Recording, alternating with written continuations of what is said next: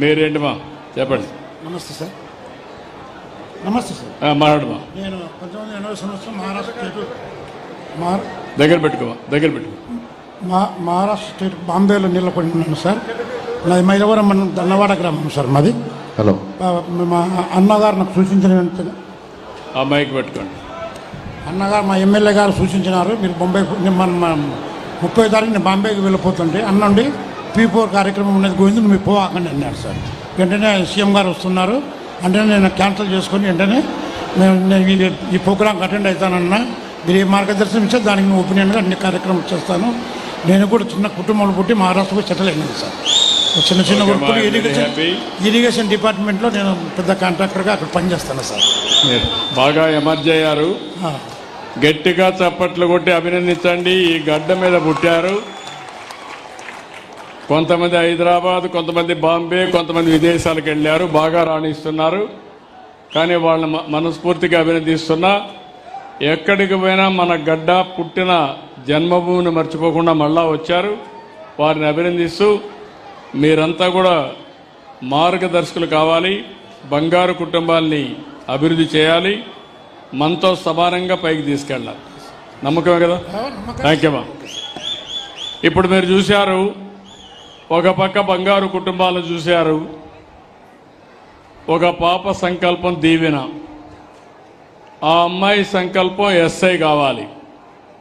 తండ్రిని చూస్తే పెయింటర్, ఇబ్బందులు చాలా ఉన్నాయి. తల్లిని చూస్తే ఆవిడికి వినపడదు. అలాంటి సమస్యలుంటే ఈ సంకల్పం నెరవేరుతుందా లేదా అని ఆలోచించినప్పుడు ఇప్పుడు మనోహర్ రెడ్డి గారు ముందుకొచ్చి తప్పకుండా సహకరించే బాధ్యత నాదని మార్గదర్శిగా ముందుకొచ్చారు. వారిని అభినందిస్తున్నా.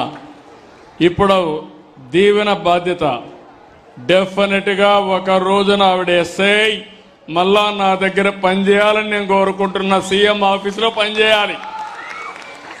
అలాంటి సంకల్పంతో దృఢమైన నిశ్చయంతో ముందుకు పోవాల్సిన అవసరం ఉంది. ఇంకొక ఆడబిడ్డను చూశారు. ఇద్దరు అత్తామామ ఉన్నారు, భర్త ఉన్నాడు, అనేక సమస్యలున్నాయి. గ్యాస్ కూడా తీసుకోలేకపోయారు. 3 సిలిండర్లు ఉచితంగా ఇస్తే రేషన్ కార్డు కూడా తీసుకోకుండా గ్యాస్ కూడా తీసుకోలేకపోయారు. ఇప్పుడే దత్తత తీసుకున్నారు. నేను అవన్నీ సెట్ చేస్తానని వారు హామీ ఇచ్చారు.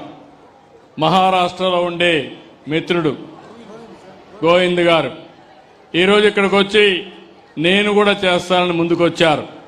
ఇది ఒక స్ఫూర్తి, ఇది ఒక ఉద్యమం, ఇది ఒక పెద్ద, ఒక విధంగా చెప్పాలంటే ఒక మానవత్వంతో చేసే పని. దీనికి వాళ్ళందరినీ అభినందిస్తూ రాబోయే రోజుల్లో నేను పెట్టుకున్నటువంటి ఈ యొక్క మార్గదర్శి బంగారు కుటుంబం P4 అనేది ప్రపంచానికి ఒక మార్గదర్శకం కావాలని, ఒక రోల్ మోడల్ కావాలని మనస్ఫూర్తిగా ఆకాంక్షిస్తూ దీన్ని అందరూ కూడా ఆశీర్వదించాల్సిందిగా మరొక్కసారి కోరుకుంటూ అందరికీ నమస్కారాలు. జై హింద్, జై జన్మభూమి.